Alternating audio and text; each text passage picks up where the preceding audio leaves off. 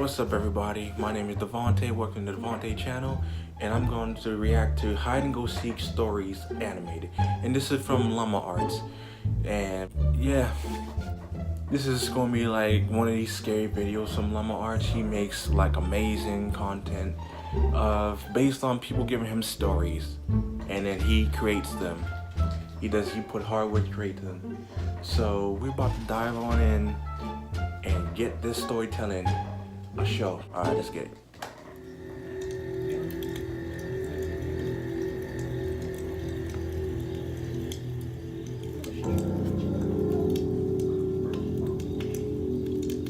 Hide and seek.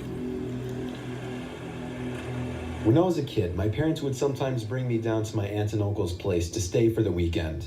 Mainly, I'd spend time playing with my two cousins who were around the same age as me. Okay. They lived on a small farm with plenty of open space, and we could run around doing pretty much whatever we wanted. If we thought we could get away with it, the three of us would sometimes cross over to the neighboring farm about half a mile away.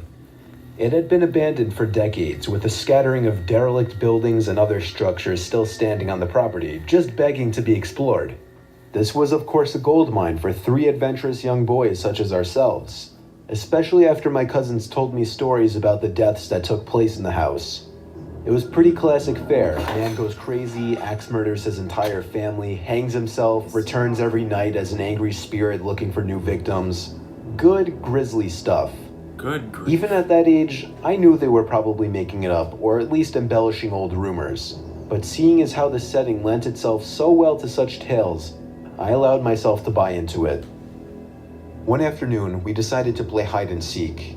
When it was my turn to hide, I ran off for a flimsy brown barn that had living quarters on top and climbed the stairs looking for a good spot. I don't think that's a good idea. There was still furniture inside, and personal belongings lay scattered across the floor.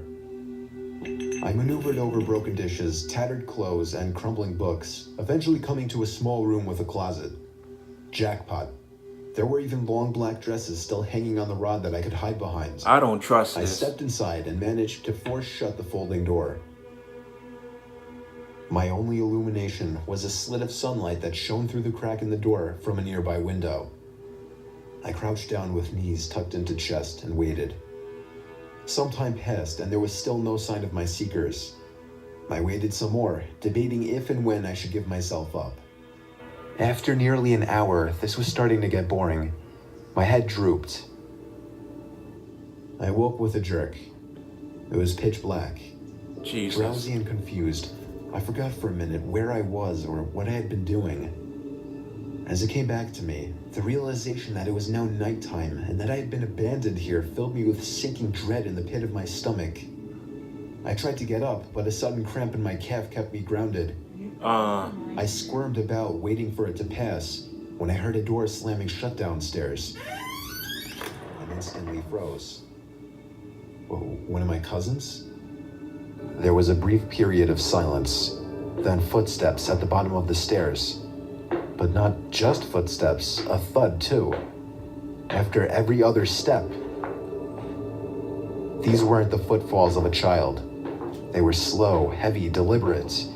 I held my breath, praying they would go away. Hell no. They did not. The noises continued to ascend.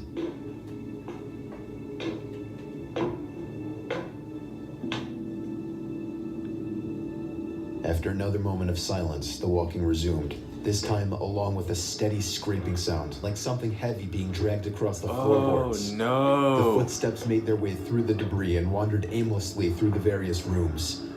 I thought I could smell something faintly putrid. The constant scrape sent cold shivers coursing down my arms and back. My worst fears were realized when the steps reached the bedroom doorway. They got closer and closer, and finally stopped directly in front of the closet door. I couldn't see a thing. After an agonizing pause, they continued on, over to the other side of the room and out the doorway again. They faded away down the hallway. You better get I out. waited for what seemed like an eternity. There were no more sounds now, and I was trying to build up enough courage to open the door and flee. Three things happened simultaneously just then. I was bombarded with a smell I can only describe as fresh roadkill. I heard raspy breathing behind me in the dark closet, and I felt hot breath against the nape of my neck. That was enough for me to hurtle myself out from the confines of that nightmare space, relying on memory and scant moonlight to navigate through the darkened house. All the while, I heard footsteps chasing behind me, closing in with terrifying speed. It was a clumsy, torturous escape full of trips and bumps and blind stumbling. I never looked back.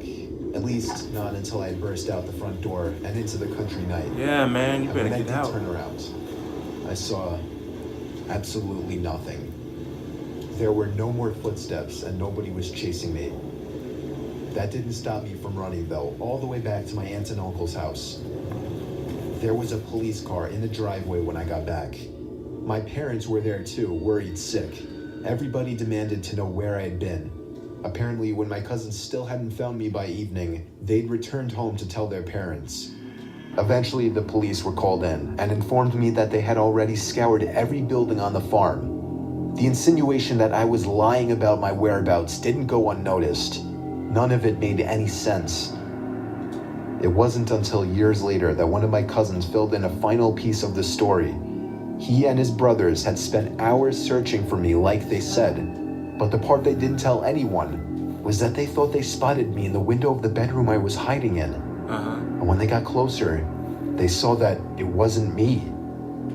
A young boy neither of them recognized was smiling and waving down at them and gesturing for them to come upstairs. Hell no. That's when they ran back home. All of this while I slept in the closet.